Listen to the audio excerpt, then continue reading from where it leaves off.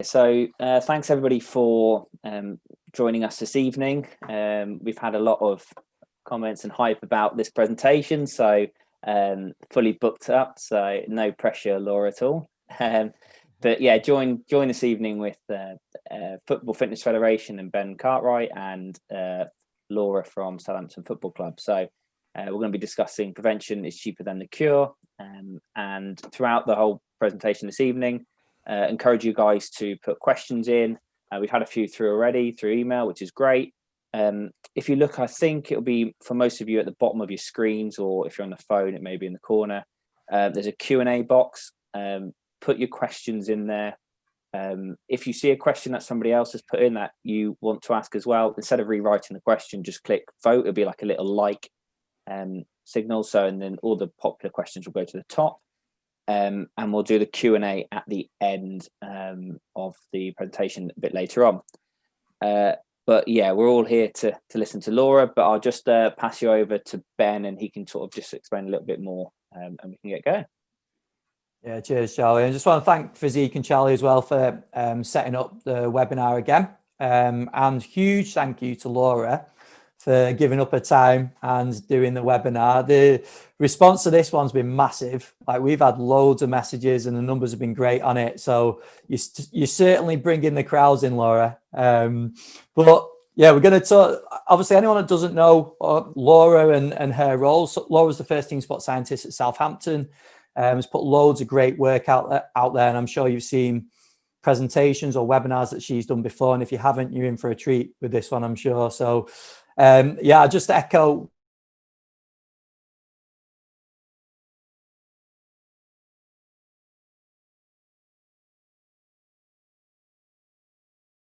into what Laura is talking about. We'll also get it in at that point as well. But if we're all good to go, Charlie, we'll hand over to Laura and get into it. Yep, all good. Okay, hi everyone. First up, massive thank you to Charlie and Ben for giving me this opportunity to chat today. If I've ever talked before, I've usually talked about performance. So it's really nice to talk about injury prevention. It's a little bit different for me and it's been quite challenging. Like the guys said, if you do have any questions, please feel free to ask them at the end. If you don't get a chance, drop either me, Ben, or Charlie a message on Twitter or LinkedIn, and we'll try and help you out if we can. Okay, so when they asked me to do this presentation, I was honored, but a little bit cringing, because they said, oh, we've seen this video on LinkedIn and we thought it'd be really cool if you did a webinar with the same title, Prevention is Cheaper than the Cure. I was like, oh no, I know exactly what video they mean. And I totally forgot about it. But basically, back in 2013, I did a competition with the University of Birmingham, where I had to talk about my thesis ideas in 3 minutes. And that day I decided to find a top that exactly matched my leg color, which is why I hate this video so much. But that's not what I'm trying to draw your attention to. What I thought I'd point out is when I first started looking at doing a PhD and first started working in football, I thought that using my data skills, I could predict injury. I thought I could find a trend that happens before they get injured, and then that trend would be repeated over different players, different injuries, and then using that, we could code that into a system where we could eventually predict injury. So that's where I started out. That's what I thought my PhD would be on. Now I've had over 8 years experience of working in football. We're 7 years on from that presentation, and my outlook on things has changed quite a lot. I think data monitoring is really, really important. Obviously, I'm out on it because it's what I do, but it's important for injury prevention. It gives us information on what's normal for the players, anything that's flagged up, and we can use that to inform our practice. We can get lots of different sources of information from different places and use it in conjunction with each other to make decisions. I also have to say this, not as a disclaimer, but because I genuinely believe it. Data provides objectivity to support the methods that you already have that are common sense and evidence-based. It supports the experience and the expertise of the people around you. for physical development and injury risk reduction. So whilst I think it's really important, it can't be used without the experience and the expertise of the people around you. And then what do I think for the future? So probably some people will have seen a pie chart like this or similar before. The grey, what I know now, is where I sit. So that's my comfort zone. I'm pretty good at patterning and trends. I'm good at using data to make a difference in practice. I'm good at picking up flags. I'm good at adapting my what I do to suit the players and the staff around me. Where I can learn and grow. So I'll pick out a couple of examples of things that I know that I don't know. I need to improve my statistical knowledge. I need to improve my ability to do complicated stats involving modelling. I need to improve my medical knowledge so that when a player does get injured, I understand more about the injury, which will help me program the rehab better, inform the staff around me on what they need to know. But then the really exciting stuff, and also I guess the scary stuff, is the things that you don't know yet. I don't even know that I'm missing it. I don't know that I need to know it yet. It might be someone that's fresh out of uni that's come with new ideas that brings something that I'm like, oh, I didn't even think of that. Or someone that's come from a different industry, or someone that I've sat next to for years and they've just had a new experience or learned something new that they can pass on. And then, like, it's not just professionally, like it's personally as well. So what can I learn that I don't know yet? What's out there? And then that's why I don't know the future. I don't know the future of data. I don't know what it's going to look like in sport, but that's what's cool. Like, that's what makes us open and innovative and creative. Okay, so I'm going to split my presentation into two parts, partly because I can't sit still for an hour and partly because it's pretty difficult to concentrate and it makes sense to split it into. First part, I'm going to look at yellow flags for injury prevention, and then I'm going to look at data in the rehabilitation process. So my big thing, and sorry if you've seen this slide before, I use it quite a lot, is there's no point in having all these yellow flags and all this data if you don't talk about it or you don't use it. So I can sit in front of my screens all day long, picking up these flags and looking at trends in the data. But if I don't pass that information on effectively, or if I do pass it on and no one buys into it, or no one cares, or no one knows what to do with it, there's no point in doing it at all. We've spent a lot of time as a team coming together, learning each other's expertise, so we know where to go when we need something, but also we respect each other. We respect each other and we know where to look. We have these wash-up meetings every single day where the people that are on that diagram there each offer their own expertise and advice on the topics that we're talking about. In those wash-up meetings is where I will present the yellow flags, anything that we need to look for, and everyone else has their own yellow flags or things that they look for or things that they've heard or things that they think will be useful to best support the players. So for me, this is how it looks. These are my yellow flags. These are things that I would bring up in that wash-up meeting. Speed exposure, loading asymmetries, no board scores, time since last 90 or game load. So when was the last time they played any significant game time, or how often have they played in the last X amount of period of time? Acute chronic workload ratios, GPS data flags, and I've put that generally, so that might be they've done way more accelerations and decelerations than usual in this session. Training has or hasn't matched the intensity of the game. This particular drill got this out of the lads, but when they did it for the third time, fatigue had kicked in and it dropped off to this, things like that. Number of games prepared for, and forced X data.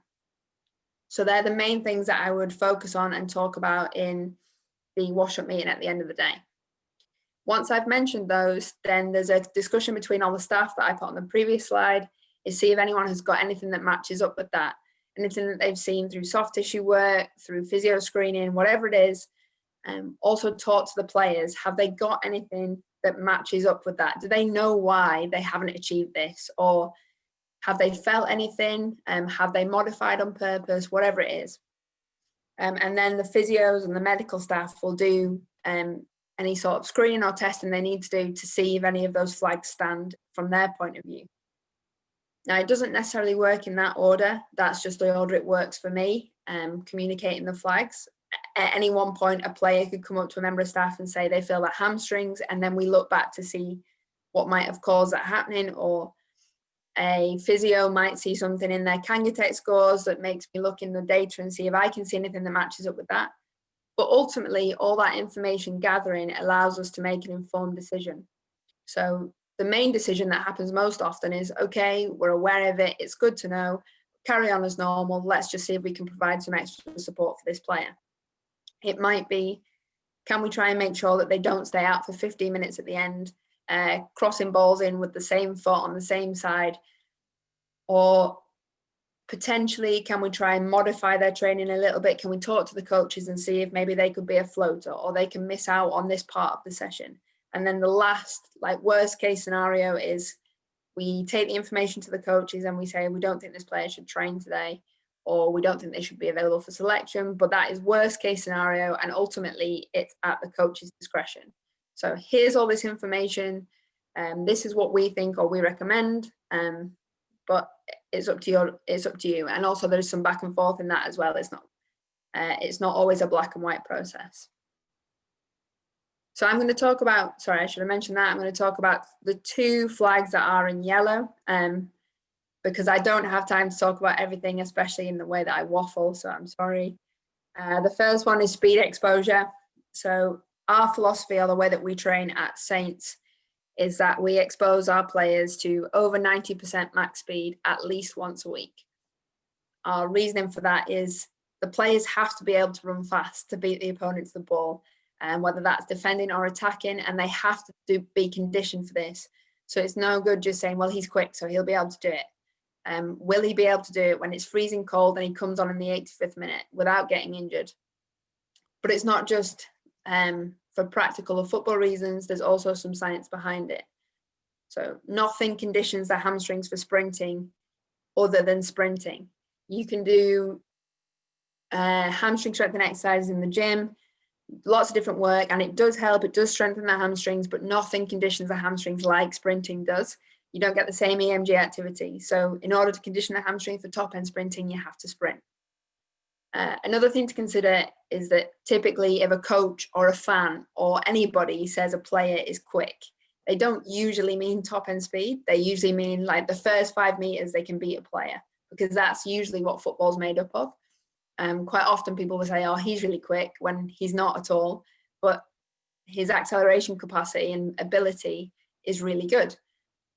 You have to train that. Your athletes have to be good accelerators, definitely as football players, but that's not what I'm talking about here. Even though it might not necessarily be what people would define as quick, because you very rarely have to do a 40-meter sprint, there's still chances that you have to do it, so you still need to be conditioned for it. There are still worst case scenario situations where you might get counter pressed and you have to sprint box to box. We need to know that our players can do that without getting injured. So that's why we do it. That's our science behind it. And then this is how I would flag it up. So this is our typical GPS report that I send out every day. It's just what they've done in the session. The metrics along the top are our key metrics, or the ones that we focus on the most. So total distance, high speed running, which we count as anything over 5.5 meters a second. Sprint distance, which is anything over 7. High accelerations and decelerations, which is over 3 meters a second squared.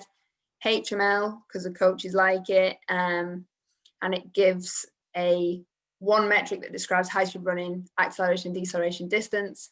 Time in red zone, or time over 85% of their max heart rate, percentage of their max speed, and then this column at the end before RPE is days since 90% max speed.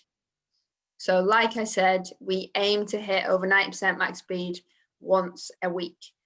So when this report flags up at any day that anyone's approaching 7 or getting close to 7, I'll mention it in the wash-up meeting when I've got my opportunity to present my flags, and that's when we'll try and schedule it into training. So if we're going to do a speed exposure effort, it will either be on match day -4 or match day -3.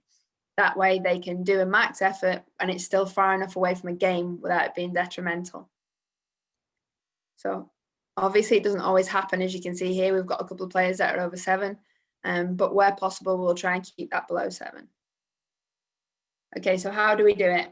So a lot of our players will get it in games. If they get it once a week in a game, that's once every 7 days. We're okay with that. The players that don't will either do it in individual top-ups. So we will go to the players before the session and say to them, you need a speed exposure effort today. Can you try and get it out of training? If you don't get it out of training, we'll do it after the session. And that's come from player feedback. They would much rather know about it before the session rather than not know that that's what they were trying to achieve. And then after the session, have to stay out longer than everyone else and do an effort. So we tell them before the session. There is the rare player that in between drills, they'll just go and sprint off and try and get it then. But in general, they're pretty good at getting it in the session. If they don't get it, or if we don't do that, the players that don't play have match day plus one, which is usually a pretty hard session with top-ups anyway. And we'll try and get it within a football drill there. And like I said, if not, they'll get it in match play. Okay, the second flag that I said I'd talk about, and I picked this one because it's what my PhD was on, but also because it's pretty hot topic. People are either pretty strong for it or pretty strong against it, and there's rarely much in between. We use it, and I'll talk about how we use it, but what it does give us is objective targets. So for our programming and based on my research, our deloads are when, for any of the metrics that I talked about before, 85% of what they've done in the previous 4 weeks will be a deload, about 100% will be a maintenance week, and 120 to 140% of their previous 4 weeks will be our overload weeks. What the acute chronic workload ratio does give us is allows us to compare our current physical outputs to the previous 4 weeks for that individual player. So you're not hugely massively over or under cooking them with a stimulus that they're not used to, or that they usually way over exceed. It allows us to push our training outputs progressively and get objective feedback at the time. So we know this is what you usually achieve. We're trying to push it up. Okay, this is how we need to progress it. And then what I will say is that we will never use it independently or to predict injury. So we don't just completely rely on acute chronic workload ratios and that's it. And we don't use it to predict injury. We don't say, okay, so he's spiked, that means he's going to get injured, pull him out. Nothing like that. How we do use it, or how we program our workload. So we program in 3-week blocks. Again, I'm sorry if you've seen this slide before, but this is how we program still. So it made sense to use this slide. We program in 3-week blocks, a deload, a maintenance, and an overload week. And the aim is that over a period of time, something that would once be a high week becomes a low week because they increase their capacity for load.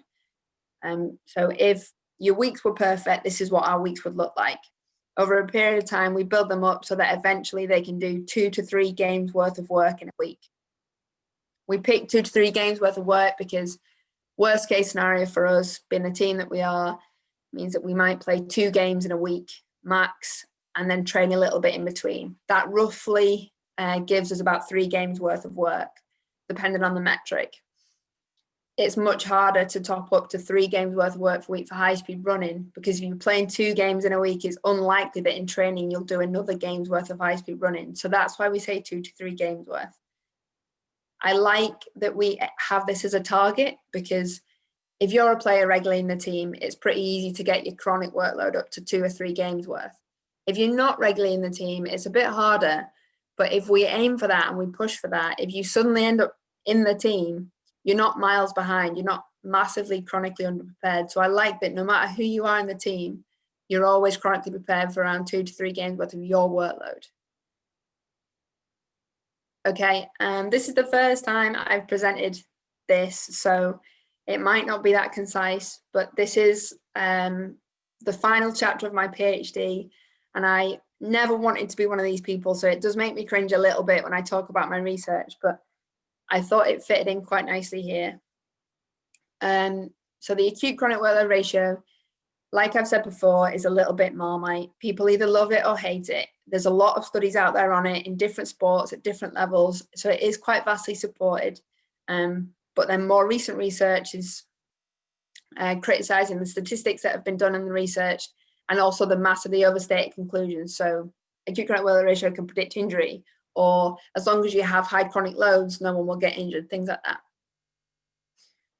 Despite whether it's liked or not liked as a robust scientific piece of research, it's easy to apply in practice, and it does provide good objective measures regardless of what workload metrics you use.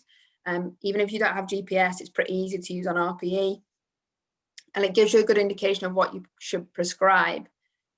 It's been slated for kind of being common sense, but I don't mind that it's common sense. It gives some objectivity to it. But anyway, the study that I thought I'd do is a lot of us use it, but we don't actually know if it's effective, if it really makes a difference as a workload monitoring measure, as a way of prescribing workload. So the advantage that I had doing my PhD, which I'm so grateful for, is that whilst I was doing my research, I was working full time in an elite environment, so I could apply my findings to see if they actually worked or not. So for my last study, I took the 2 studies that I'd done previously looking at acute chronic workload ratios and injury risk and applied them in practice, which for me, I thought it was the coolest study, because rather than it just being, okay, we found this and these are the stats, it was, this is how it actually works, or this is how we use it. So I took the ratios that I'd found to be most significant in my studies and took the key points or the key findings and applied them in practice. And then I thought I'd present some results. So this here is a screenshot of the study from my thesis. The graphs are basically to show that, so these are all the seasons that I studied for my PhD. Let me get this right. These are all the seasons that I studied for my PhD. In the last season, the 2017-18 season, was the first season that we used acute chronic workload ratios to program workloads in the first team environment. Prior to that, I'd used it as my PhD retrospectively, but it hadn't been used in practice. So I looked at the acute and chronic workloads and the ratios, and found that in the 2017-18 season, when we started using this as a workload prescription tool, all workloads increased. So acute and chronic workloads significantly increased in the season where we started using acute chronic workload ratios, and the ratios themselves decreased, so we had less spikes.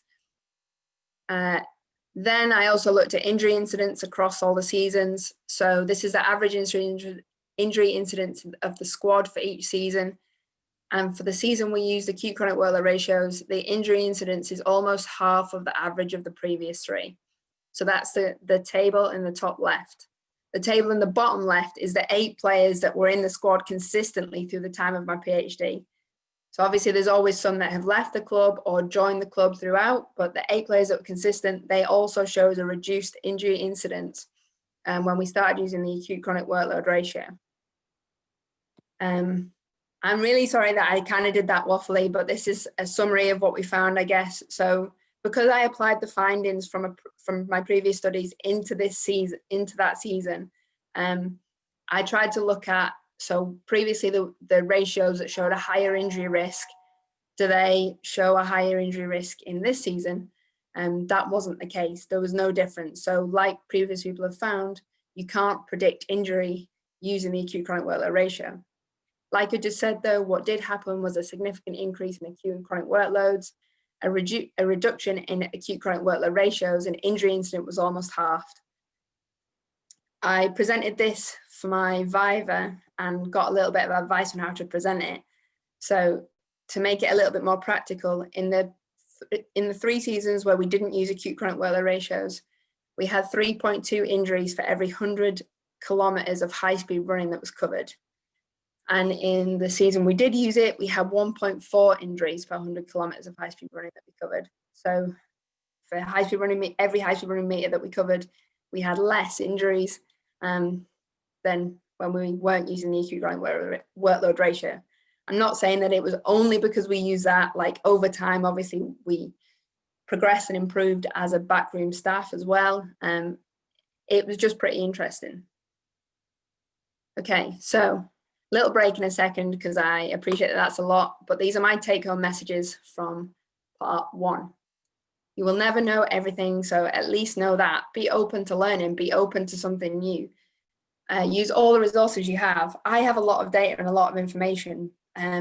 Over this pandemic period, I've had to sit at home a lot and just crunch numbers on my own, and it makes a huge difference when I don't have the experience and the expertise around me that I do when I'm sat in the office with a team of people. And if there's no action, there's no point. You can have all the best data in the world, you can be the best at stats, but if nothing happens off the back of it, it doesn't matter. And that's it from me for now. Brilliant. I think that first part, there's so much in that, Laura, so thank you for that. We've got some, I just encourage people to, if you are asking questions, just pop them in the Q&A box, not the chat box. So put them in the Q&A box, because other people can like your questions. So we've just got maybe one or two, Laura, just sort of linking with that section. So the first one being from Sean Steele: how do you use the acute chronic workload when you first start pre-season and don't have 4 weeks of data? Okay, that's really interesting, actually. I've definitely struggled with that in the past. My honest answer is we don't. For the first 4 weeks of the pre-season, we gradually build workload up in a similar way to what we would do with an injured player when they're first coming back and they don't have a chronic workload. Just from experience and having done a few pre-seasons as a group of staff, we have an idea of the workloads that are safe, and we just build them up gradually over that 4 week period. And then from that point on, we use the ratio rather than try and guess what they might have done in their off season. Brill. And then we'll just do one more. So Sam Holt has asked, do you use maximal or average match data to calculate a 3 game week? We use average match data, but it rolls along. So rather than having a set period that just keeps adding to, it rolls along over time. That's what we use our averages for. But like at the same time, we are aware of the maxes and take that into account. Like when they've done a really high week because they've hit their max outputs, even if they're prepared for that, we'll deload them the next week because it's a higher load.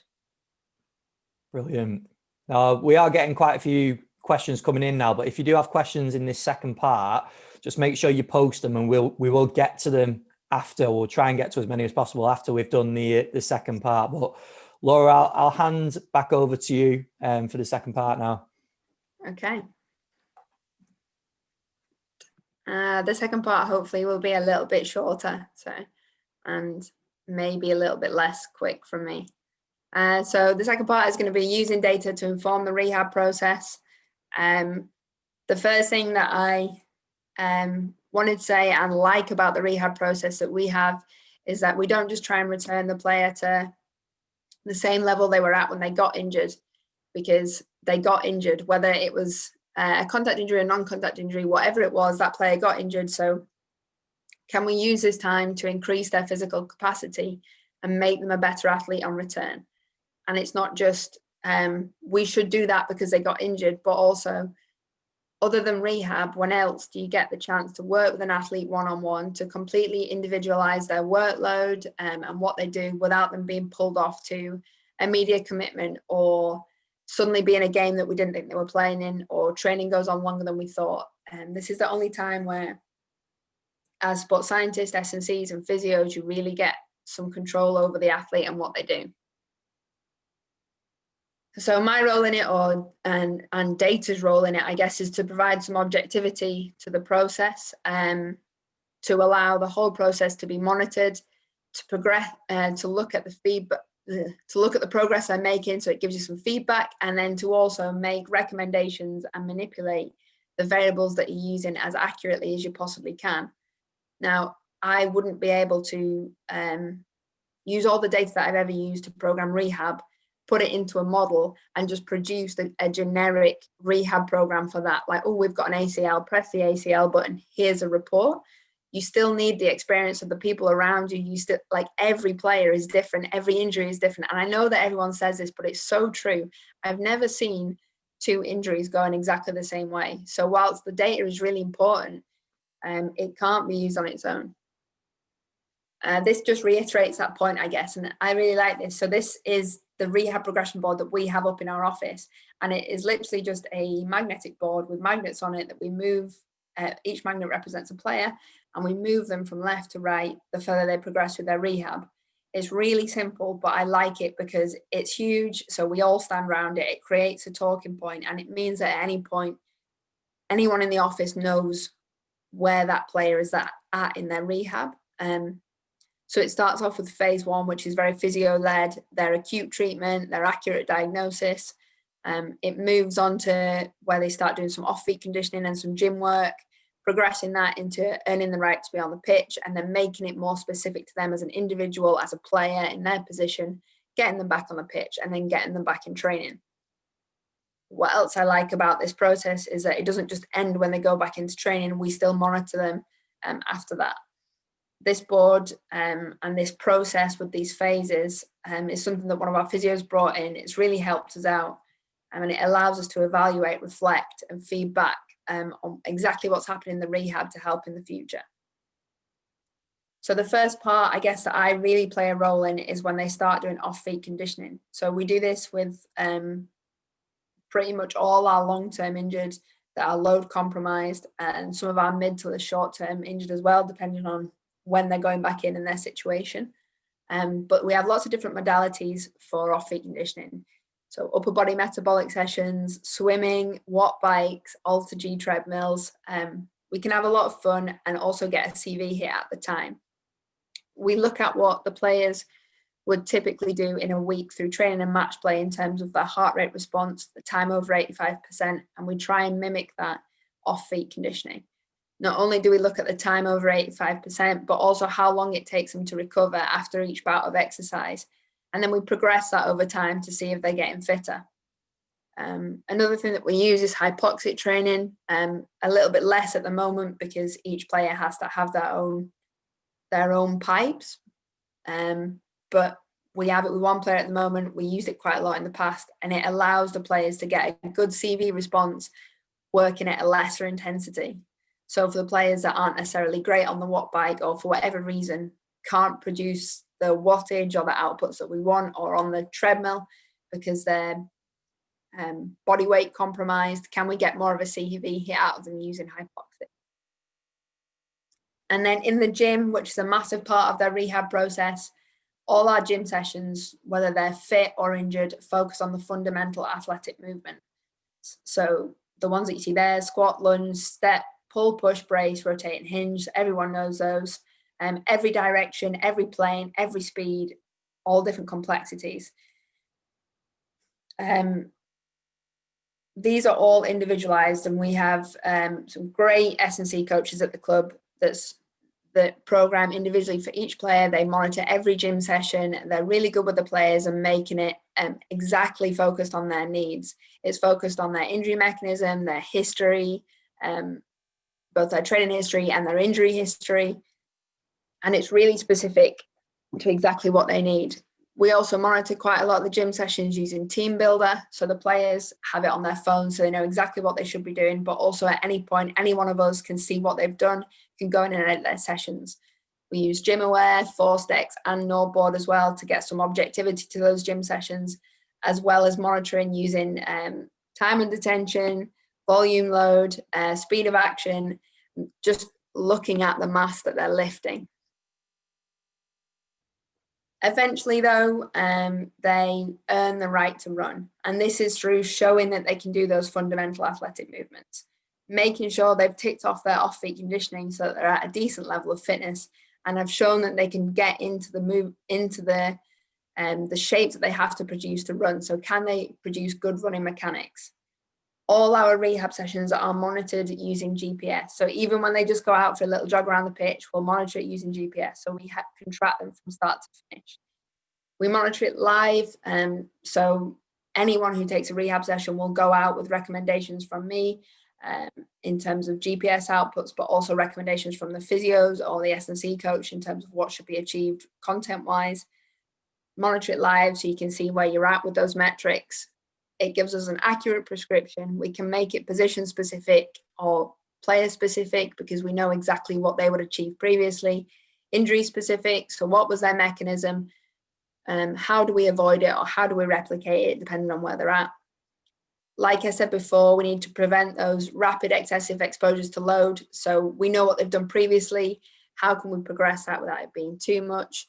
And it gives us some objective goals. I really like this slide. Probably most people will program rehab in a similar way. And I just like how this lays it out. So as you go out onto the pitch, you increase your volume, speed, intensity, and complexity of the movements over time. If you've got a long-term injury, it will start off with a volume block of running, progress the intensity, progress the complexity, more change of direction. And as you get closer to returning, more specific to that player, more specific to that position, more contact, more chaos or risk. And then it, like I said before, it doesn't just end there. When they do go back into training eventually, it's not like, okay, they're back now, stop monitoring them. It's how are they coping with that training response? How are they coping with being around the team again? Ideally, we'd escalate their match minutes over time. Obviously, that doesn't always work if you've got your star player out and the manager wants him back. But generally, he's pretty good. Wouldn't throw a player in for 90 minutes if he wasn't ready for it. So that would be how we progress them. And then this is just a little bit on how we report it. So this is our daily rehab report that I send out at the moment. It breaks down on the top in that table what they've done in the session with our key metrics again, and how that compares to what they do in a game. Because the aim is at some point over their rehab process, definitely if it's long term, they should repeatedly hit their typical weekly outputs and their typical match outputs. The graphs below show the breakdown of different metrics in each zones. So for distance, which is the top left graph, we focus a lot on high speed running and sprint distance. If you haven't worked out already, you can probably tell from this, we use default thresholds. So we use high speed running as 5.5, sprint distance as 7. Obviously, there's pros and cons for using absolute or relative thresholds. We use absolute so that we can compare between players and between positions, but we always compare it to their own individual match outputs. So it's a bit, like I said before, about preparing for 3 games worth of work in a week. If someone does 300 meters of high speed running in a game, their target for the week would be up to 9, or their chronic target, sorry, not their target for the week, would be up to 900 meters of high speed running. For someone who does 1,000 meters of high speed running in a game, their chronic target would be 3,000 meters of high speed running. So we individualize it by making it relative to their game demands whilst having an absolute threshold. Heart rate is broken up as well. So we, like I said before, we try and replicate what they would get in a training week. If they don't get it in their rehab session, they'll go and do off-feet conditioning after their rehab session to top up that heart rate response. And then we split up accelerations and decelerations into the top 3 zones is what we really look at. For all of these metrics, it's not like the ones in grey aren't important. They're just more volume, low intensity metrics that we're aware of, but it's a real high intensity metrics that we use to program our rehab and program them back into training. Something else that we look at for rehab is their loading asymmetries, which I briefly touched on before. So we use the accelerometer in the GPS unit to track the players over time, looking at their difference between their left and right in the 3 planes for impacts. I'm not saying it's the most accurate thing in the world. It's a GPS unit between their shoulder blades, but they wear it every single day and have done for years and years and years, some of these players. So we have an idea of what their normal is, and all I do is flag up when their normal changes. So when it's a significant change from how they normally load, not when it's asymmetrical from being perfect 0, 50-50 left and right, but when it's different for them. So for this player, they usually load pretty symmetrically. And then there was a period of time just before they got injured where they suddenly started loading really heavy on the left, which is the red line. And you know it's heavy or significant when the grey area is outside that green zone on the graph. And this is when I would flag it up. We typically see it when someone's fatigued or just before they get injured, there's a change in their loading pattern, not always.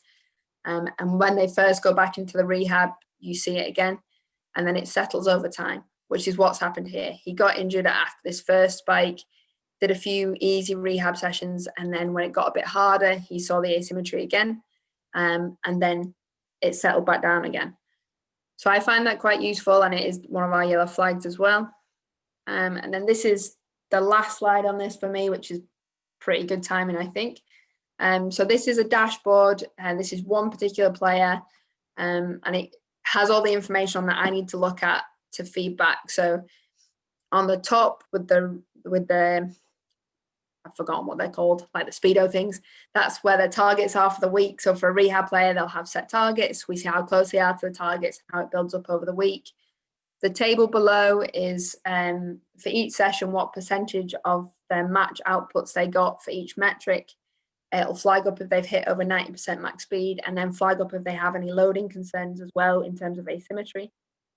The bottom speedometers are their acute chronic workload ratios and their current chronic load. So the number at the bottom is their current chronic load, and then the dial shows how far it is between low, moderate, and high for that week so far. So total distances at a moderate week so far, high speed runnings between low and moderate, etc.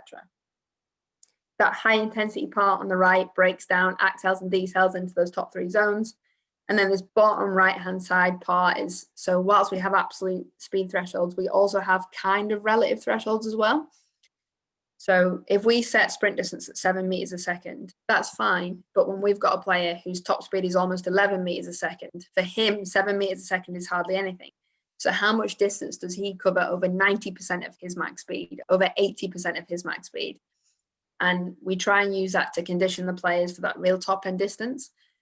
So when we do our speed exposures, we touch 90, but there are definitely players, usually are quite explosive players, who will cover distance over 90% of their max speed. Not very much, 5 or 10 meters, maybe 20, but to cover distance over 90% of your max speed is really going for it. Like, to get up there and hold it for a period of time is a lot. So when you're rehabbing that player, you have to condition them for that. They can't just be touching 90. They have to be going for distance at that real top end speed. Okay, so I guess a little summary then. So we have objective criteria, things that they have to achieve in their rehab, and they have to tick it off multiple times. They have to hit max speed. They have to hit their match outputs, their typical weekly outputs. Can they cope with those demands? Have they shown strength and competency through their fundamental athletic movements? Have we made sure they've had no excessive increases in load? And then probably one of the most important is the athlete confident in the decision? It's fine for you to have all this information and all this expertise, but if the player's head is still in their knee or in their hamstring, you're not going to be very successful in terms of performance. So can we get a psych input, or can we give the player confidence in the process? And then finally, that injury potential. So have we returned them not only to the player that they were when they got injured, but to a better physical capacity to cope with the load from this point forward? Okay, last bit, take-home messages from me. So we're not only returning the athlete to where they were before, but improve their physical capacity. I've kept the second point the same. Use all the resources you have. It's great to have all this data, but make sure you use the experience and the expertise around you. And then use the information that you have to make informed, logical decisions. It's a high-paced, high-pressure environment. You have the information and you have the expertise. Make sure you're looking for these trends so that you're not reactive or knee-jerk. And that's it from me. Perfect. Brilliant. Thanks, Laura. That was brilliant. Like I say, I like the board at the start. It's sort of the water cooler thing for most offices, where people stand around for 5 minutes, have a nice chat. I can imagine that board in the training room is well attended a lot. So yeah, thanks for that, Laura. There's quite a few questions that have come through. So what I'll do is I'll start with the top one. So Scott Parkinson, he asks, athlete wellness and readiness reports, how important are they to you, and when do you get them to your staff to make training decisions on the day? Okay. This might be a little bit controversial, but we don't use our wellness or readiness reports anymore. So we used to, and we found that the players were either not filling them in, or we spent half the morning chasing them up to fill them in, or like one of our players was just like, I don't know, I just put 5 on everything every day because I'm sort of average. So we stopped using those, and we each have like 5 or 6 players that we just go around and talk to. So we, like, between all the staff, we have a few players that we specifically focus on, and we go and talk to in the mornings, and we just find out how they are rather than having a specific question. And then we will, as a staff, discuss that before we go out. But at the moment, we don't have a questionnaire. Yeah, because I think, was it, just for the context of some people who may not use this, it was when they come in for a training session or a day, then they would all have to fill out a questionnaire with, well, I don't know, about 4 or 5 questions on there of how they're feeling and stuff. And then, but what you're saying now is, because whether it's tedious for them or they just put it down, it's like a tick box exercise, and the data actually isn't as reliable to actually make informed decisions on it. Yeah, I Is that think kind of right? yeah, we just get more out of them having a conversation with them than we did out of being sent some numbers each day on our emails. Perfect. So some of the viewers on here will probably not have access to as much of the luxuries you have, i.e. all the GPS, the expertise and the medical people that you're discussing. So Hope Anderson has asked, when you're the only medical person in a team that may be less elite, not as much funding, how is it best to go about screening, accumulating this type of data if you don't have the resources available? I think you can probably get quite a lot from, like, quite a lot of people would say this, but if you get your RPs and your session durations, you can get quite a lot from that. And then again, just talking to your players, I think if you can get an RPE and a decent chat with your players once a week, like you can make some reasonable judgments on that, I would say. Okay. Ben, did you have any further points on that one? Yeah, I was just going to ask Julie Alexander's question as well, because Julie's also asked about, like, from a semi-professional context. So Julie says, thank you for all the information, Laura. Oh, it's disappeared. 1 second. Thank you for all the information, Laura. In a semi-pro context, 2 sessions plus 1 match per week, where GPS isn't available, what advice would you give to in reference to speed exposure and workloads, etc.? Okay. So again, I stand by what I just said. I would still do speed exposure. I think, as like, depending on where your 2 sessions are a week and how they sit compared to your last game and your next game, as long as you can keep it as far away from both of those, players typically have a good feel of when they hit over 90%. So even if you don't have the tracking, just that feeling of flat out running, like, anyone knows when they're doing it. If they're doing that once a week, I still think that's a pretty good thing to do, whether you're tracking it or not. And then again, like, even if, as well as an RP, you just ask them how fast they think that was. I think that's because some of the times they might say, you know what, I know we're aiming for 90, but for whatever reason, my hamstring felt a bit tight and I perhaps only went at 70. You get quite a lot of information from that. Definitely. You got another one there, Charlie? Yes, I do slightly less, I suppose, data and stuff, more how to work within teams. It's just disappeared from my screen. There you go, from Aidan. So how do you build trust and confidence with the other staff members and players to value your insight? So I suppose it comes to a little bit of the communication, and I think you touched upon at the start of your presentation in terms of all the different people, the physio, the soft tissue therapist. So yeah, how do you go about kind of getting that bit of cohesion and building trust between your peers? You know, I found it really hard, actually. And I guess if you spoke to anyone that I work with now, they would probably agree. When I first went into the first team environment, like, I've worked in the academy before, and I thought it was okay there, but I found it quite difficult in the first team environment. It's very different. And it took me a while to perhaps earn the respect or get the value. And then I realized that it's because I went in thinking that I knew best. And instead, what I've started to do is just ask people what they need or ask them how I can help them. And then I also think that it helps that I, like, whilst everyone kind of takes a mick at me for it, like, I'm quite passionate about what I do. So when I see something exciting in the data, I'll go, oh my God, have you seen this? Or can I show you this? And I'll do that with the players or with the staff. And even if they weren't interested before or didn't know they were interested, or even if they're only humoring me even now, like, I at least get some buy-in that there is something that has massively excited me. And so that there must be something in it somewhere. But I just think asking people what they actually need or what they want to see or how I can help them has really helped me out, rather than me being like, this is what I do and this is how I do it, so like it. But it's taken me a while to realize that. What did you find there was a moment or any experiences where you walked in thinking you knew it all and there's a bit of a realization that you didn't know it all? Yeah. So we have once a week I'd present to the staff.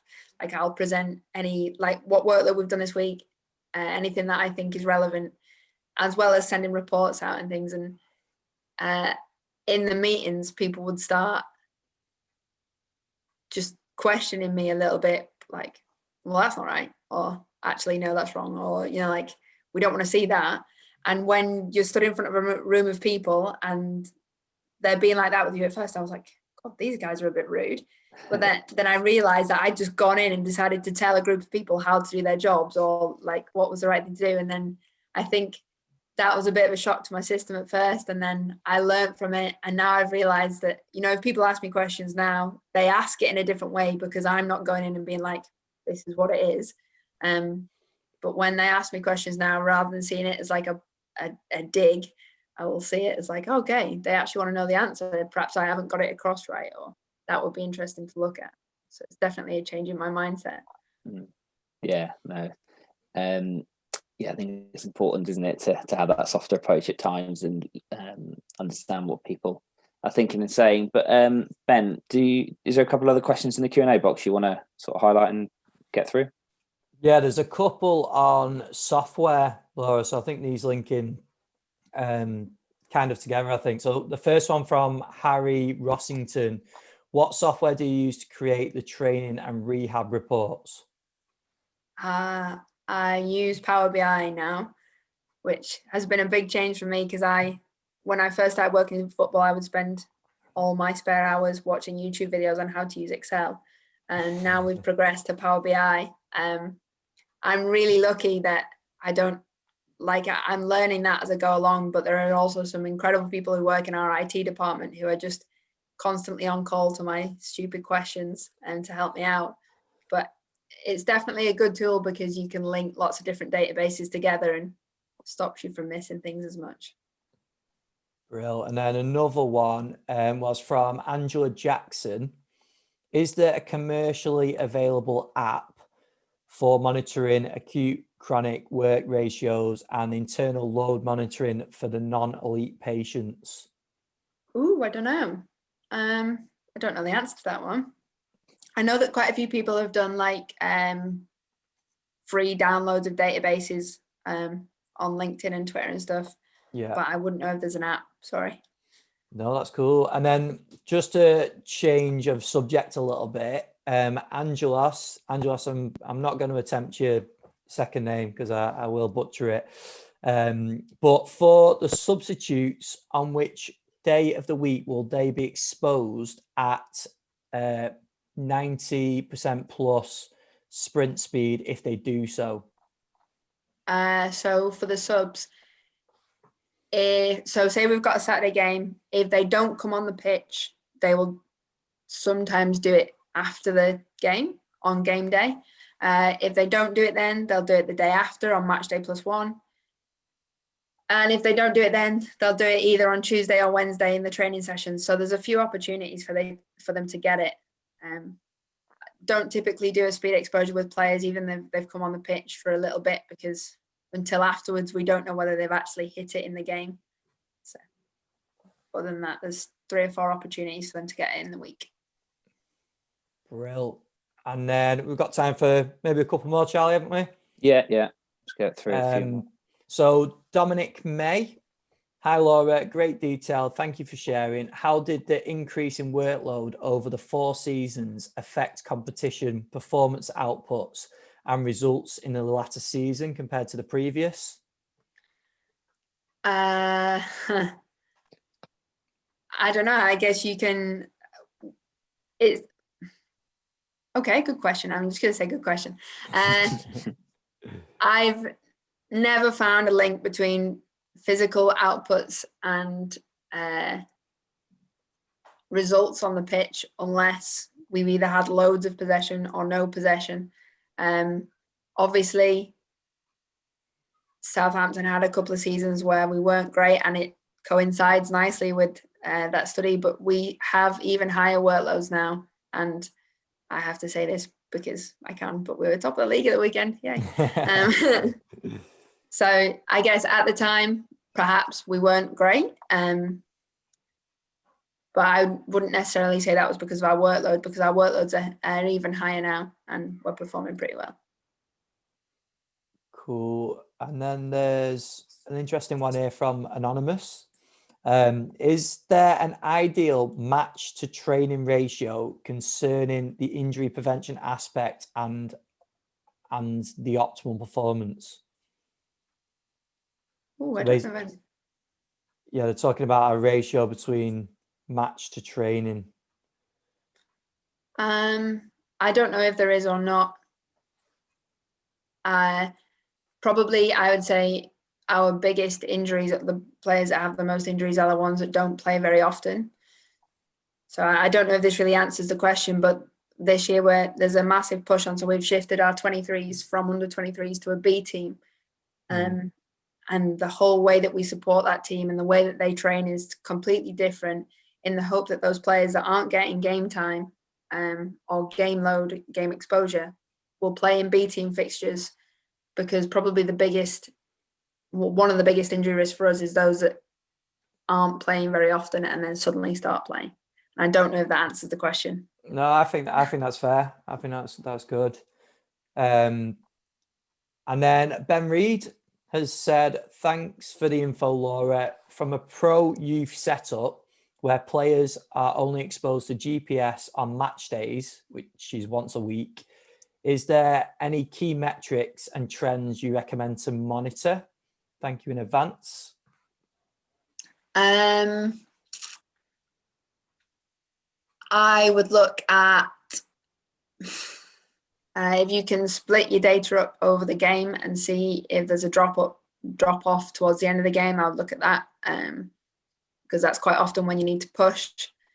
I would look at your sprint distance and your sprint distance relative to their max speed if you can, because that's typically quite injurious, but also quite performance dictating as well. Or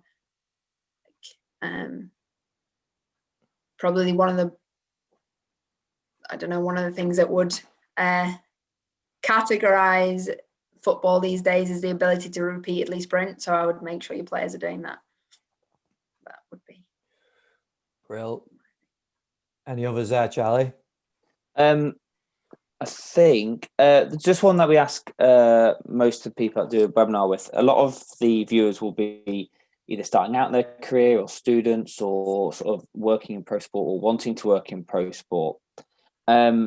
What advice would you give maybe yourself back in 2013 or any students that are coming through? What advice would you give them to wanting to work in professional sport? What could they do to help sort of achieve their goals of doing that? Okay.